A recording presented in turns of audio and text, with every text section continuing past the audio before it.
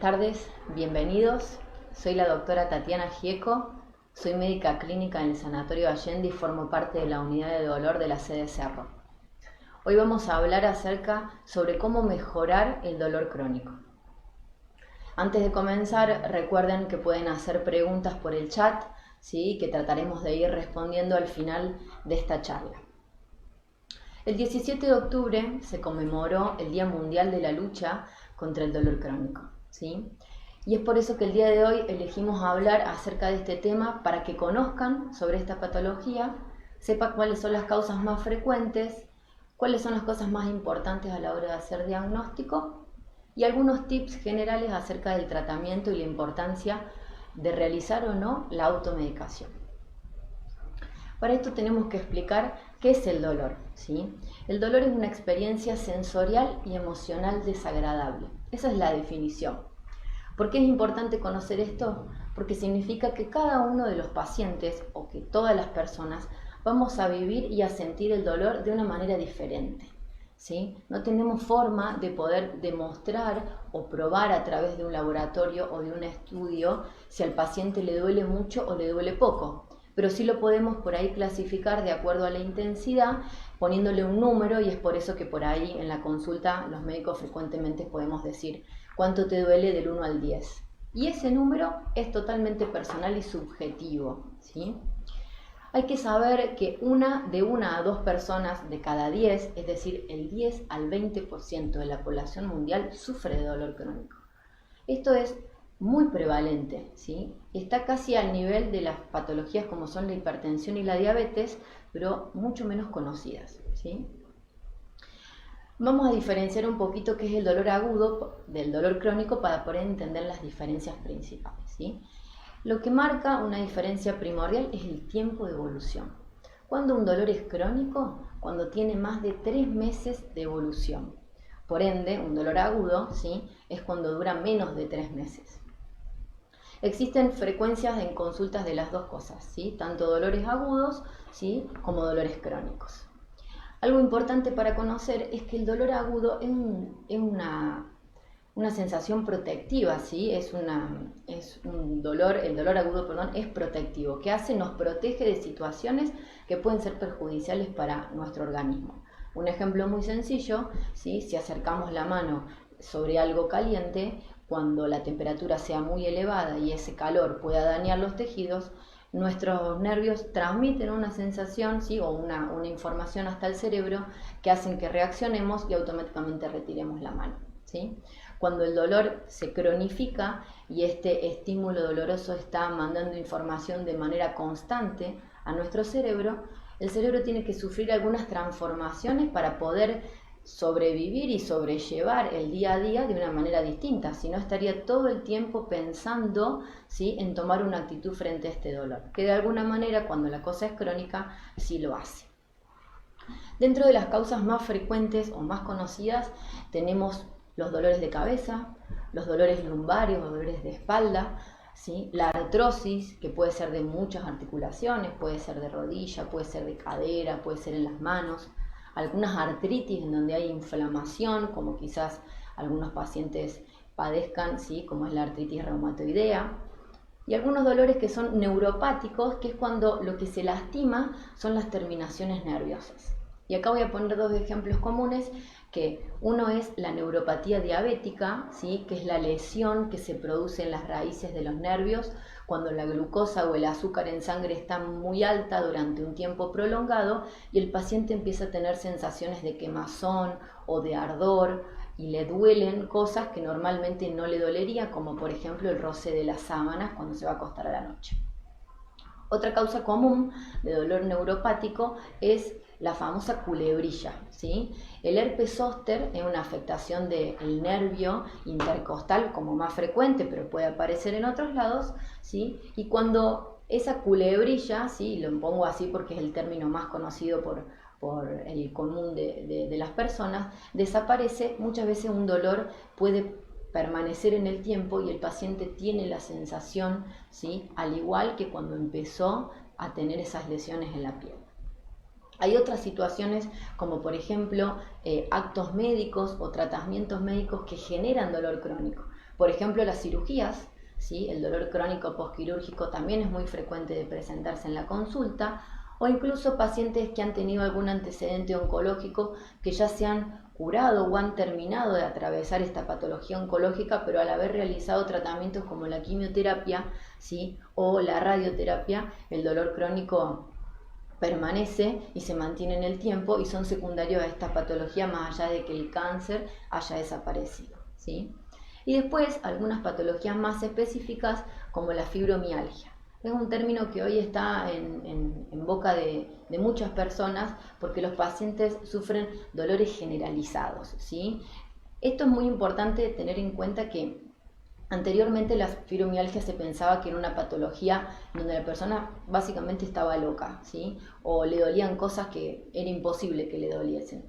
Y hoy se sabe que en la fibromialgia la persona que lo sufre tiene un umbral más bajo, es decir, que siente muchísimo más estímulos que normalmente para alguien serían levemente molestos, pero para estas personas generan una repercusión en la vida diaria mucho más importante y se acompañan de otros síntomas, como pueden ser, ¿sí?, la falta de concentración, la falta de sueño y a su vez la repercusión en la vida cotidiana con sus pares, sus seres queridos, su familia, su trabajo.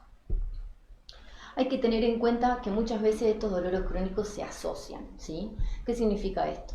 Los pacientes vienen a la consulta porque tienen un dolor muscular, vamos a suponer que detrás o en la parte alta de la espalda, y cuando uno lo empieza a examinar, es cierto, el motivo que lo trae a las consultas es un dolor muscular, pero lo que está de trasfondo y lo genera es a veces, por ejemplo, una artrosis de la columna, ¿sí? Y esto es lo que hace que ese dolor se perpetúe en el tiempo. Esto es muy importante porque conocer el origen del dolor que se manifiesta de manera superficial a los pacientes los va a beneficiar, ya que el tratamiento va a ser un poco más integral, profundo, ¿sí? Y por supuesto con mejores resultados, ¿no? Hay algunas características generales de patologías o de situaciones que se asocian al dolor crónico. Y estos vamos a mencionar tres. La primera es el insomnio, ¿sí?, que lo mencioné en la fibromialgia, pero está presente en el 80% de los pacientes con dolor crónico, ¿sí? Imagínense que si nosotros tenemos alguna situación aguda como una caída, una fractura, estamos doloridos y no podemos dormir, la persona que tiene un dolor crónico durante años sufre de no poder tener un buen descanso y esto es algo muy importante a la hora de englobar, ¿sí?, el paciente como un todo y hablar de un tratamiento. Después hay que saber que los pacientes que sufren de dolor crónico, ¿sí?, en un 70 a un 80% se asocian de dos patologías psicológicas que son trastornos de ansiedad o depresión. A veces no diagnosticada como sí, pero sí rasgos o actitudes particulares que pueden ir diferenciándose a lo largo de la patología y que el paciente lo sufre y también lo sufre la gente que acompaña al paciente, el entorno directo, el entorno familiar y laboral de los pacientes que tienen dolor crónico, ¿sí? Cuando nosotros hablamos de lo que es el diagnóstico o cómo realizar un diagnóstico correcto, tenemos que pensar que el abordaje es multidisciplinario. Cuando los pacientes vienen al consultorio del dolor muchas veces no saben qué es lo que pasa porque no es una especialidad muy conocida, no saben si vamos a utilizar algún tratamiento en específico, si usamos drogas que son menos conocidas o cómo es la historia alrededor de esto, pero lo que yo siempre le explico a los pacientes es que lo que intentamos hacer en primera instancia en el consultorio de dolor es hacer un diagnóstico correcto, ¿sí? No podemos tratar de manera efectiva lo que no sabemos, ¿sí?, qué es lo que está de trasfondo. Los fármacos son siempre los mismos, existe un grupo en general que ya lo vamos a mencionar un poco, pero si uno no hace un diagnóstico correcto, es muy difícil ofrecerle al paciente las opciones que necesita. Y esa es una de las causas más frecuentes de las fallas en la terapéutica, ¿sí?, que aplicamos con nuestros pacientes para el dolor. Es por eso que el manejo multidisciplinario, ¿sí?, como por ejemplo es el caso de la unidad que tenemos en el sanatorio, tiene la particularidad, ¿sí?, de tener un manejo interdisciplinario. ¿Entre qué? Entre especialistas de diferentes áreas que a su vez se subespecializan en dolor y también tener otros participantes del equipo de salud que no son médicos, como son los kinesiólogos, ¿sí? Los psicólogos, muchas veces los acompañantes terapéuticos de pacientes que tienen patologías crónicas neurológicas y son una arista muy importante, ¿sí? A la hora de evaluar nuestro paciente, ¿sí? Cuando nosotros vamos a hablar un poquito sobre el tratamiento, ¿sí? Tenemos que plantear que hay tratamientos farmacológicos y no farmacológicos. Y a su vez tenemos tratamientos que están relacionados con terapias manuales, ¿sí? O terapias médicas como el tratamiento farmacológico y otras terapias que son intervencionistas, ¿sí?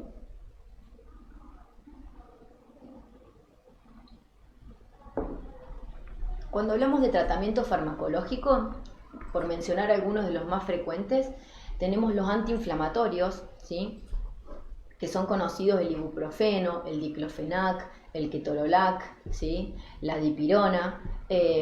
Todos estos fármacos son muy comúnmente usados en dolores agudos, ¿sí? En dolores de causa inflamatoria. La particularidad que tienen estos fármacos es que a largo plazo tienen muchas reacciones adversas, ¿sí? Y en este caso los más frecuentes son los sangrados digestivos, ¿sí? O las gastritis, pero sobre todo los sangrados digestivos que ponen al paciente en un peligro mayor, o las alteraciones en la función renal. Algunos pueden empeorar la hipertensión del paciente y a veces muchos de ellos no se pueden utilizar en algunas etapas del embarazo. Entonces hay que tener muchas precauciones a la hora de utilizarlos. Y créanme que el uso más frecuente, o el mal uso, perdón, más frecuente de un fármaco es el uso crónico de antiinflamatorios. Hay pacientes que vienen tomando ibuprofeno durante 7 meses todos los días de su vida y no les ha pasado nada, probablemente porque han tenido suerte, pero no significa que esto no pueda ocurrir, ¿sí? Recuerden que si hay algo que no va quedando claro o tienen alguna duda, ¿sí? Pueden ir, ¿sí? Sumando algunas preguntas en el chat y al final la vamos a ir respondiendo. Otro grupo de fármacos son los opioides, ¿sí? Los opioides son fármacos derivados de la morfina. Y acá hago un especial paréntesis porque muchos de ellos son conocidos, como por ejemplo el tramadol o la codeína o la buprenorfina, que viene a veces en parches, ¿sí? Y en otras oportunidades tenemos fármacos que son derivados de la morfina, pero que tienen una potencia mucho más fuerte, como la morfina misma, el fentanilo, la oxicodona y la metadona. Para muchos de ustedes quizás estos nombres últimos que mencioné, ¿sí? No son tan comunes, pero en realidad en la consulta sí lo son. Algo que me preguntan mucho los pacientes con respecto a la morfina y los derivados de la morfina es si me voy a volver adicto, ¿sí? Si la morfina produce adicciones. Bueno, esto en realidad no, la respuesta más fácil sería decir que no, ¿sí? ¿Por qué? Porque la adicción a algunos fármacos no depende únicamente del medicamento, sino del tipo de personalidad o de la posibilidad que tiene una persona de tener, o las características de personalidad de un ser humano, de ser adictivo frente a algunas sustancias, ¿sí? Sí existe algo que es muchas veces el acostumbramiento, ¿sí? En donde el paciente puede ir teniendo tolerancia a esta dosis y va requiriendo mayor cantidad, pero esto pasa con muchísimos fármacos y no significa que esto sea adicción. Una cosa es tolerancia y otra cosa es adicción, ¿sí? ¿Se pueden usar de manera crónica y de manera segura? Sí. ¿Cuándo? Cuando tienen supervisión médica, ¿sí? Y no los autoadministramos, ¿sí? Existen otro grupo de medicamentos, ¿sí? Que también en la consulta los podemos indicar, que son fármacos adyuvantes. ¿Qué significan estos? Son medicamentos que normalmente en primera instancia no son o no fueron creados como fármacos analgésicos, pero que sí tienen un efecto sobre las vías del dolor. Y acá tenemos a los antidepresivos y a los anticonvulsivantes. El paciente que viene a la consulta, por ejemplo, por una neuropatía diabética, este dolor neuropático por alteración de los nervios que comenté al principio, a veces se benefician del uso de medicamentos como son la amitriptilina. La amitriptilina, por ejemplo, es un antidepresivo y cuando uno de primera instancia a un paciente para el dolor le dice tiene que tomar un antidepresivo, el paciente automáticamente piensa doctora, espere, yo no estoy ni depresiva, ni estoy loco, y en realidad tiene que ver con que la información que se transmite en las vías del dolor son compartidas por muchas otras sustancias que están relacionadas a otras patologías, como pueden ser la depresión, como pueden ser la ansiedad, y es por eso que utilizamos los mismos grupos de fármacos para situaciones distintas, ¿sí? Quizás hayan escuchado hablar muchos de ustedes de la famosa pregabalina, ¿sí? Que es una droga que inicialmente se usó como anticonvulsivante, ¿sí? Para tratar convulsiones, pero quizás para convulsiones no sea lo más frecuente de usar, pero sí tienen mucho efecto para algunas patologías en donde el dolor está asociado al daño de las raíces nerviosas, ¿sí? Lo mismo el gabapentin, la carbamazepina. Hago estas menciones en particular porque son los más frecuentes, pero si hay dudas sobre otros medicamentos, ustedes recuerden que lo pueden ir preguntando por el chat, ¿sí? Dentro de los tratamientos no farmacológicos, ¿sí? Tenemos distintas terapias. La kinesiología, la acupuntura, la ozonoterapia, ¿sí? Las terapias de relajación como pueden ser el yoga, algunas terapias psicológicas, sobre todo cognitivos conductuales, algunas que están muy de moda en esta época como el mindfulness, que quizás han podido leer algo o han escuchado algo, sobre todo también en las redes del sanatorio, ¿sí? Tienen mucha utilidad. Todas estas cosas son importantes porque la gente siempre me pregunta si la kinesiología funciona, si la acupuntura funciona, si la ozonoterapia funciona. Y yo a los pacientes les respondo que depende para qué, ¿sí? Esto es importante porque una kinesiología que no esté bien indicada y no esté bien realizada no va a tener efecto. No todas las patologías se benefician de hacer magnetoterapia o ultrasonido, que es cuando vamos al kinesiólogo y nos aplican una lámpara de calor, por ejemplo. Algunas sí y otras no tanto. Entonces, haber ido al kinesiólogo y hacer magnetoterapia cuando necesitaba ultrasonido, obviamente no nos va a beneficiar y no significa que la kinesiología no funcione, ¿sí? Lo mismo para los tratamientos y terapias de psicología que muchos de nuestros pacientes necesitan y que en este caso, ¿sí? Por ahí es más difícil encontrar la aceptación del paciente porque, bueno, sentirse cómodo con alguien que sea un psicólogo, digamos, personal de cada uno de nosotros no es lo más sencillo, pero no significa que no sea útil, ¿sí? A la hora de poder hablar de estos tratamientos, tenemos que siempre tener en cuenta la depresión, la ansiedad y el insomnio. Si no los tratamos, no podemos mejorar la clínica dolorosa. Por último, dos palabritas acerca de la automedicación, ¿sí? Y es que es importante saber que nosotros no podemos automedicar siempre y cuando nosotros hayamos tenido una evaluación ya por un médico, ¿sí? Que puede ser especialista en dolor o no, pero un médico que haya podido diagnosticar esta patología dolorosa y puede hacer recomendaciones de qué hacer frente a una crisis. Vamos a suponer que uno tiene un dolor crónico, como puede ser un dolor de cabeza, ¿sí? Y usa un tratamiento para evitar las crisis o disminuir el número de crisis, pero quizás tenga algunos eventos de dolor. Entonces, cuando tenga una crisis de dolor agudo, probablemente en ese momento no pueda consultar al médico, pero en ese momento el paciente puede automedicarse con diferentes opciones de esquemas analgésicos que el médico le haya propuesto de antemano para poder mejorar esa crisis de dolor, ¿sí? Esto es importante porque si nosotros tenemos establecido medicaciones de rescate, ¿sí? La automedicación en este caso es mucho más balanceada, tiene un seguimiento, tiene un objetivo, ¿sí? Y por supuesto disminuimos lo que es principal, que son las reacciones adversas, ¿sí? Ahora vamos a pasar algunas preguntitas, si a ustedes les parece, ¿sí? Y obviamente que si quieren ir subiéndolas al chat, vamos a tratar de hablar un poco de la mayoría de ellas.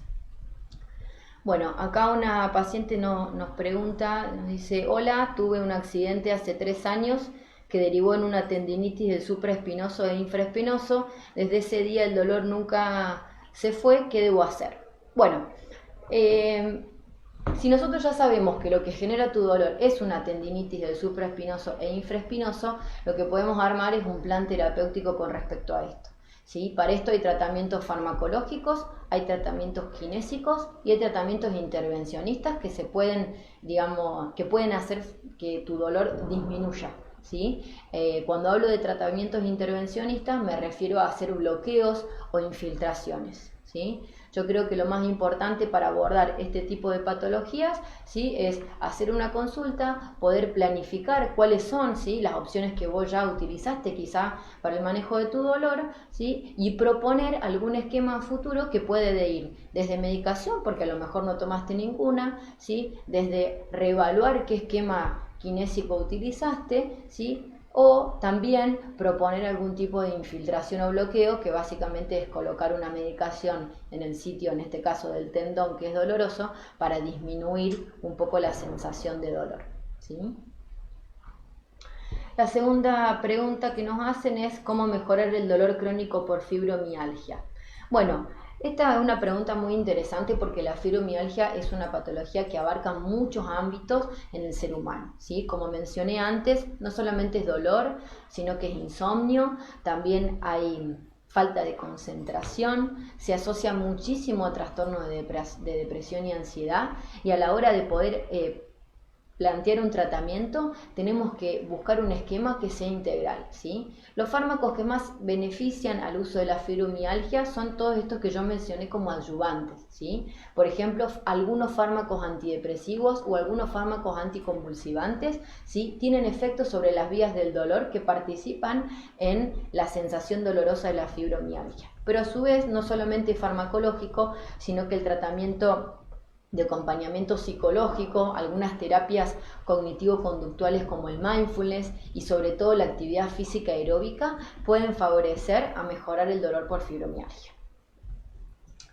Acá otra pregunta que nos hacen es ¿qué recomienda para el dolor crónico de la hernia cervical? Bueno, esto también es muy frecuente en la consulta.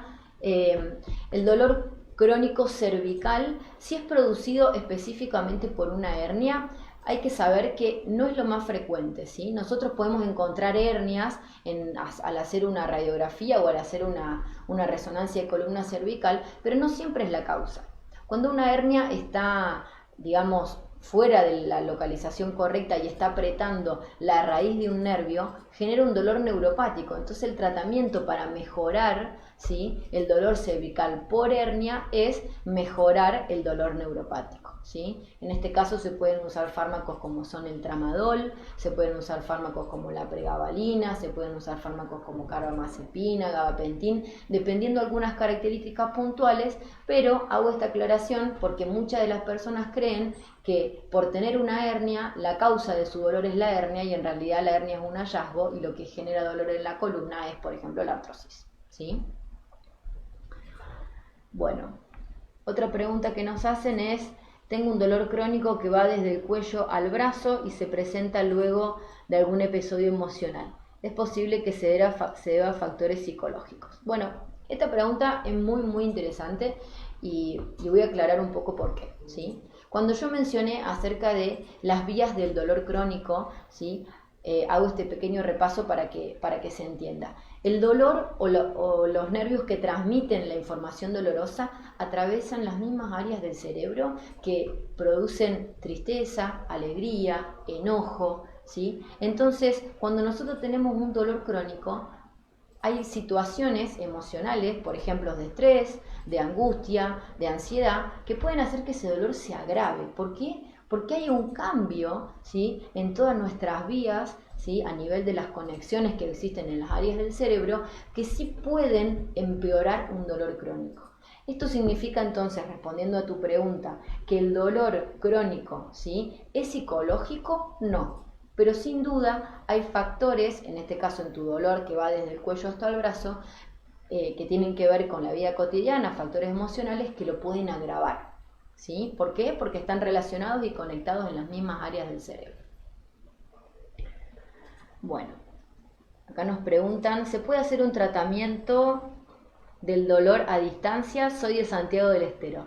Bueno, en realidad sí, se puede por lo menos tener una consulta. Ahora con esta posibilidad, en esta época de pandemia, ¿sí?, hemos implementado lo que es la telemedicina, ¿sí?, y podemos tener alguna primera consulta que puede ser de manera obviamente telefónica o por vía, digamos, de telecomunicación, pero siempre hay que tener en cuenta que una vez que nosotros tenemos una primera entrevista para hacer un diagnóstico certero, que como dije al principio de la charla o en el medio de la charla es una de las cosas más importantes para pautar un tratamiento, hay que llevar un diagnóstico y revisar al paciente es fundamental. Pero sin duda, si el paciente ya tiene un diagnóstico y no ha tenido buena repercusión o resultados con su tratamiento, se puede pautar una teleconsulta para poder, digamos, tratar de encaminar o ver cómo podemos organizar algo así, por supuesto. Bien. Bueno, acá hay una pregunta que dice, ¿la migraña se puede acompañar de sensación de hormigueo?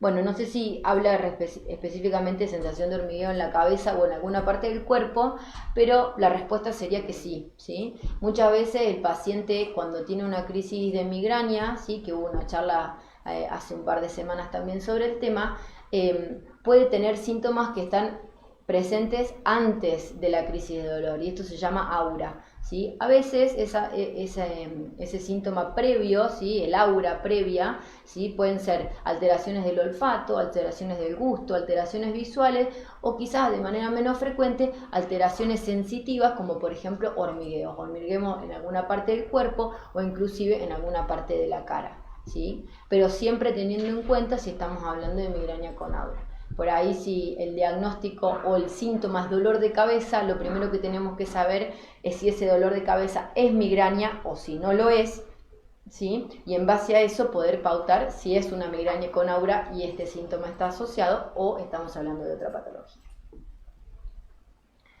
Bien. Bueno, permiso.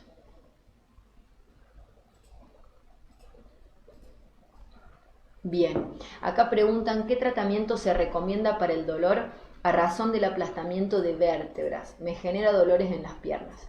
Bueno, las fracturas vertebrales con aplastamiento, ¿sí? Generan disminución de los espacios por orificios por los cuales salen las raíces nerviosas, ¿sí? Cuando una vértebra se aplasta, los espacios se disminuyen y la salida de los nervios que se atrapan pueden generar dolor. Dependiendo de qué vértebra estemos hablando, vamos a suponer que es una vértebra lumbar, ¿sí? Se pueden ir disminuyendo, distribuyendo este dolor hacia los miembros inferiores, ¿sí? Así que en este sentido, si estamos hablando de un dolor, como bien me habían hecho la pregunta acá, ¿qué se recomienda para esto? Bueno, es muy importante saber que si el aplastamiento de la vértebra es agudo, se puede hacer algún tratamiento intervencionista, que por lo general lo hacen traumatólogos, ¿sí? Por lo menos así nos manejamos en el sanatorio, ¿sí? Pero si el aplastamiento es crónico, se puede pautar algunos otros esquemas, ¿sí? Cuando el dolor es neuropático por atrapamiento de los nervios, ya sea por una fractura vertebral o un aplastamiento vertebral, el tratamiento va abocado a esto, como hablamos al principio, ¿sí? Fármacos que sirven para el dolor neuropático, cuando estamos hablando de un dolor crónico, ¿no? Muy bien. Nos preguntan acá, ¿existen estudios o prácticas médicas que permitan dar con un diagnóstico más certero de fibromialgia? Tomo pregabalina y no noto mejoría. Bueno, no necesariamente es un estudio lo que necesitamos hacer, sino que una vez que la fibromialgia tiene dolores generalizados y entonces hay causas que simulan una fibromialgia, ¿sí? Como por ejemplo un hipotiroidismo descompensado puede dar dolores generalizados y a veces mal diagnosticado como fibromialgia. Si nosotros ya estamos seguros que el diagnóstico de fibromialgia y lo que pasó es que el tratamiento farmacológico no funcionó, tenemos que pensar dos cosas. Una, si la cantidad de medicación que estamos dando es suficiente. A veces creemos que con 25 miligramos o 50 o 75 miligramos de pregabalina vamos a funcionar bien y la dosis necesaria es mucho más alta, siempre y cuando sea aumentada con supervisión médica. ¿Sí? Hay que tener en cuenta que la dosis a veces es la insuficiente, no es el fármaco lo que está mal elegido, sino que la dosis es baja Otras veces llegamos a dosis altas de pregabalina y el paciente no mejora y realmente necesita cambiar, ¿sí?, de tratamiento, ¿sí?, como puede ser usar duloxetina o amitriptilina, pero sin duda, como mencioné cuando hablé específicamente dos palabritas de la fibromialgia, la pregabalina sola o cualquier otro fármaco solo no va a funcionar si el paciente no hace actividad física aeróbica, terapias de apoyo psicológico cognitivo-conductuales, terapias de relajación, ¿sí?, porque es una patología que engloba muchísimas aristas del paciente, ¿sí? Bien. Se recomienda el Serrapem para el tratamiento de la artritis. Bueno, ahora lo vamos a buscar porque no sé, Serrapem es una marca y puntualmente yo no la conozco, pero ya la vamos a buscar y ahí voy a volver a esa pregunta, ¿sí? ¿Cuál es la frecuencia con la que deben presentarse dolores de cabeza intensos para realizar una consulta con el médico? Bueno, esto está muy bueno porque no solamente es la frecuencia, sino también la intensidad, ¿sí? Si uno tiene diagnóstico de migraña y tiene un dolor por semana y lo puede asociar a alguna situación particular, o porque está estresado o duerme mal o no comió bien, o en el caso de las mujeres están cerca del periodo menstrual, ¿sí?, uno puede no preocuparse y tener ya un esquema de tratamiento. Ahora, cuando los dolores de cabeza son muy frecuentes de manera semanal y hace que uno tenga que tomar analgésicos de manera reiterada, siempre es importante hacer una consulta, aunque sea para llegar a un diagnóstico, pautar cuáles son, digamos, los tratamientos posibles y enseñarle al paciente qué es lo que puede hacer, ¿sí? Puede necesitar en algún momento un tratamiento crónico preventivo o quizás simplemente con pautas generales, ¿sí?, y un buen tratamiento analgésico en el momento de dolor, ¿sí?, enseñarle al paciente cuándo tiene que tomar el analgésico puede ser suficiente, pero si uno tiene más de 2 o 3 dolores semanales de cabeza, siempre recomendamos, aunque sea una consulta al médico, ¿sí?, que en este caso puede ser un neurólogo del equipo de dolor o puede ser un clínico también, ¿por qué no?, ¿sí?, como para encarar el diagnóstico del paciente y ofrecerle alguna solución, ¿sí? Bien. La pregabalina usada durante mucho tiempo bajo control médico, ¿tiene efectos adversos? Bueno, la pregabalina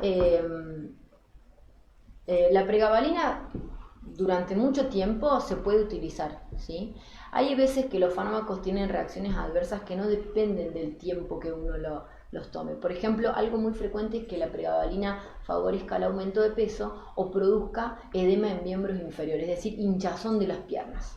Y esto no tiene que ver con usarlo 1 mes, 2 meses o 6 meses. Hay pacientes que lo toman 15 días y lo notan de manera rápida, hay pacientes que lo toman durante mucho tiempo y realmente no tienen ningún inconveniente. Si el paciente usa pregabalina de manera crónica, no tiene ningún síntoma asociado, no habría ningún inconveniente de poder utilizarlo durante un tiempo prolongado con seguridad, siempre y cuando sepamos, ¿sí?, que el paciente es apto para tomar ese fármaco, ¿sí?, y sea controlado, como bien me hicieron en esta pregunta.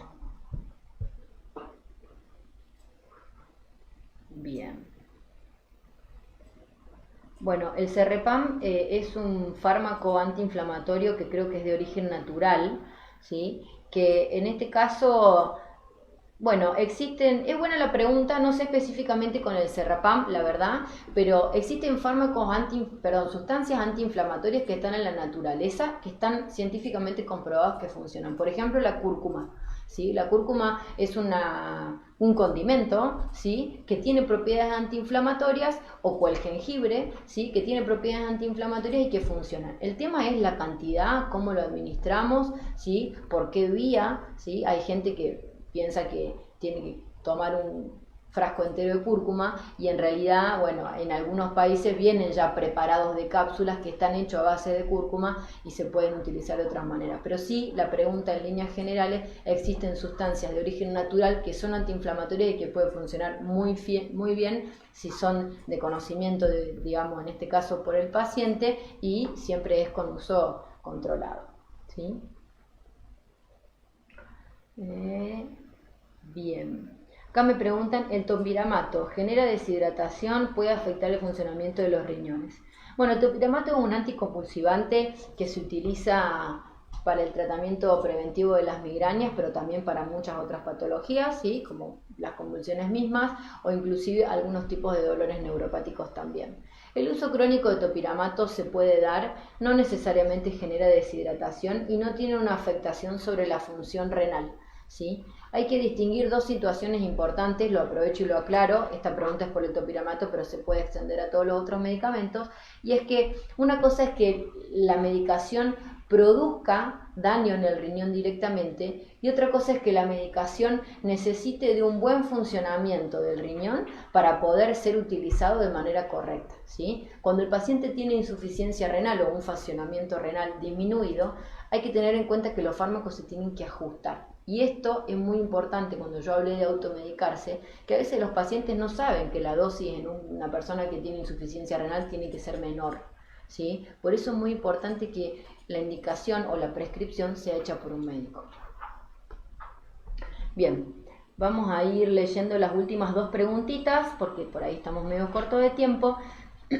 Y bueno, una de ellas es, ¿la fatiga crónica se acompaña de dolor crónico siempre? Bueno, la respuesta es que no, ¿sí? Existe una patología que se llama síndrome de fatiga crónica, donde el paciente consulta porque siempre está cansado, ¿sí? Está desganado, no tiene ganas de hacer nada, no puede salir de la cama, por momentos le duelen algunas partes del cuerpo, por momentos no, pero no siempre los pacientes que tienen síndrome de fatiga crónica se acompañan de dolor, ¿sí? Esto lo diferencia de la fibromialgia, en donde el dolor es una característica que está presente y que la fibromialgia se acompaña de fatiga, ¿sí? Pero en este caso coexisten las dos circunstancias.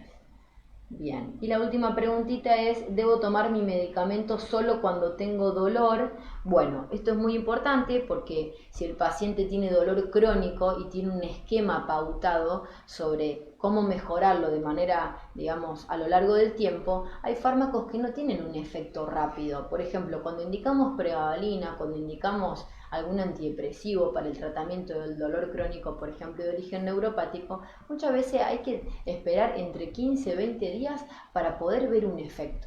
Entonces hay medicamentos que requieren de ser tomados de manera diaria y medicamentos que se pueden utilizar en momentos de crisis. Hay gente que tiene dolor crónico, siempre estable, pero tiene momentos de picos de dolor, ¿sí? Esos momentos de picos de dolor en donde uno usa una medicación de rescate, ¿sí? Son los momentos en los cuales uno puede decidir tomar una medicación extra o tener pautado de antemano qué opciones puedo tener, ¿sí? Pero yo necesito tener un tratamiento muchas veces de base que no puedo estar poniendo y sacando medicamentos de la lista porque probablemente no veamos ningún beneficio, ¿sí? Bueno, les agradezco a todos por haber participado, por haberme escuchado, espero haber sido de utilidad y de poder evacuar las dudas más frecuentes que hayan tenido. Y bueno, recuerden que si necesitan alguna cosa, los esperamos en el consultorio, en la unidad de dolor en el Sanatorio Allende del Cerro. Muchas gracias y buenas tardes.